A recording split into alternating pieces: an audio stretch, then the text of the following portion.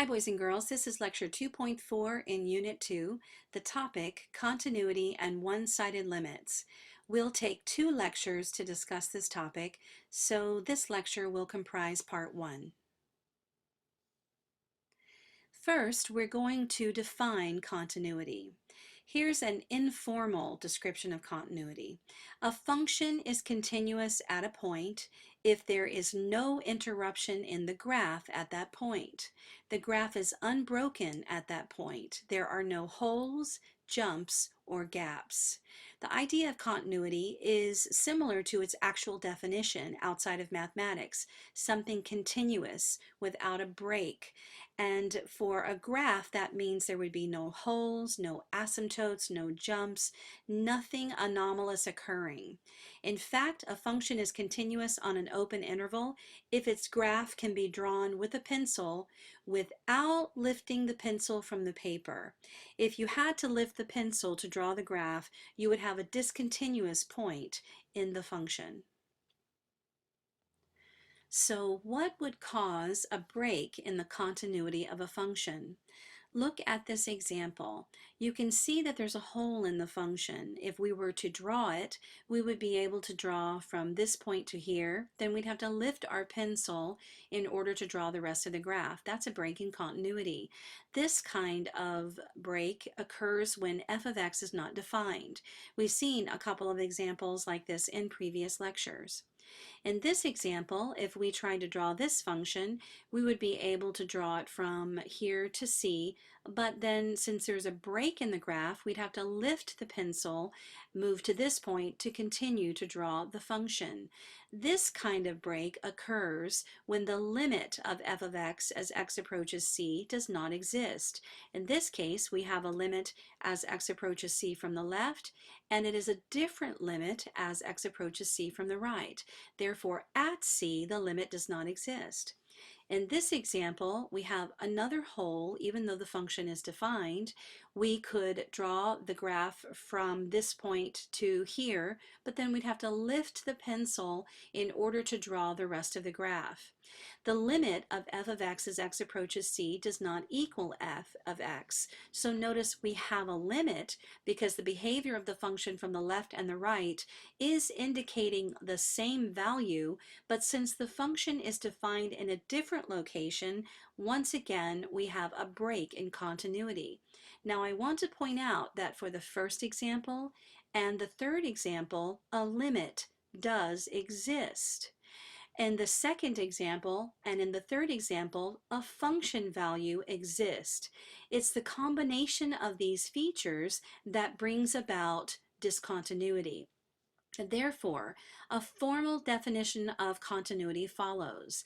A function is continuous at C if the following 3 conditions are met. First, f of C has to be defined. Of course, in these 2 cases, we have function values at C, but no continuity. Secondly, the limit of f of x as x approaches C has to exist. Here and here we have the limit existing, but again, no continuity. Thirdly, the limit of f of x as x approaches C has to equal the function value. And of course, we don't have that scenario in any of these 3 examples. This is what we're going to be looking for in order to determine continuity. In fact, it will be a way of testing whether or not a function is continuous. Discontinuities fall into 2 categories. You can have a removable discontinuity, which means the discontinuity can be repaired. It is a hole that can be plugged in, making the graph continuous.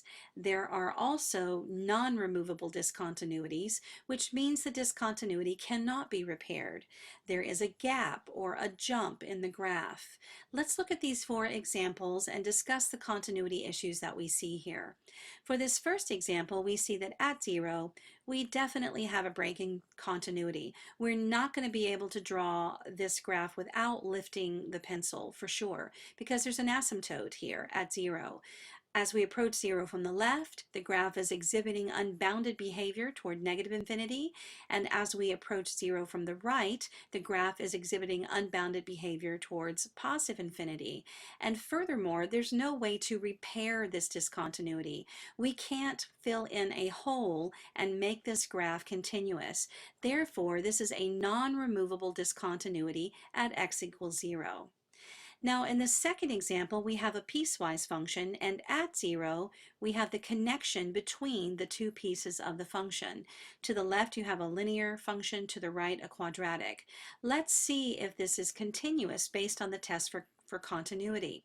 We would need, first of all, for the function to be defined, and it is. At x equals 0, the function is defined to be 1. So the first point for the test of continuity is met. The second point would be, is there a limit at x equals 0? Let's see what the limit is as we approach 0 from the left and from the right. You can see that the function is tending to be 1 as we approach 0 from the left, and as we approach 0 from the right, the function is tending to be 1 as well.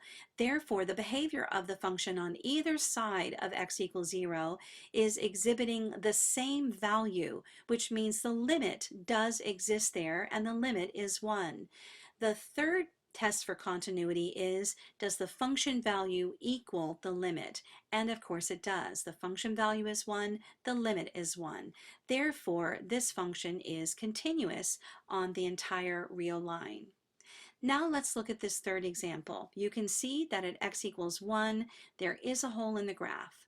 Of course, this is undefined at x equals 1 because this is a rational function. And when you put 1 into the denominator of this function, it becomes 0. Therefore, 1 is excluded from the domain and it will not exhibit a function value.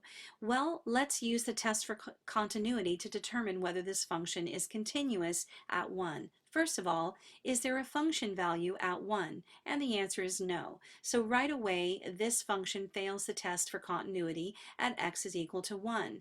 Now, just to let you know, there is a limit at 1. As you approach 1 from the left and from the right, you can see that the behavior of the function is saying that the value should be 2. So there is a limit there, but since there's not a function there, a function value there, this is a discontinuity at x equals 0.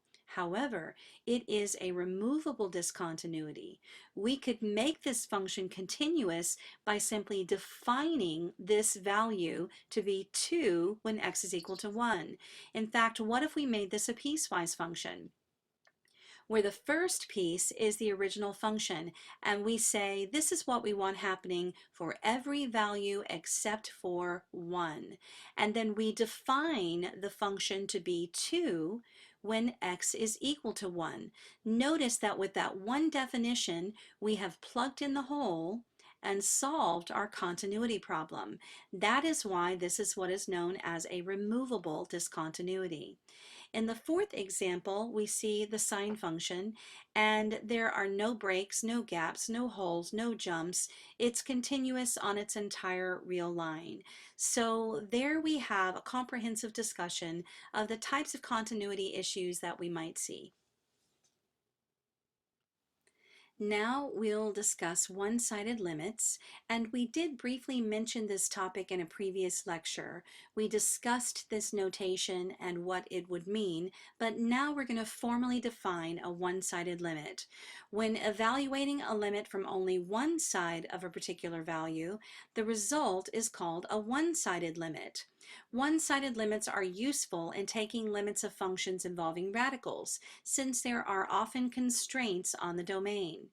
Let's look at this function I have depicted here.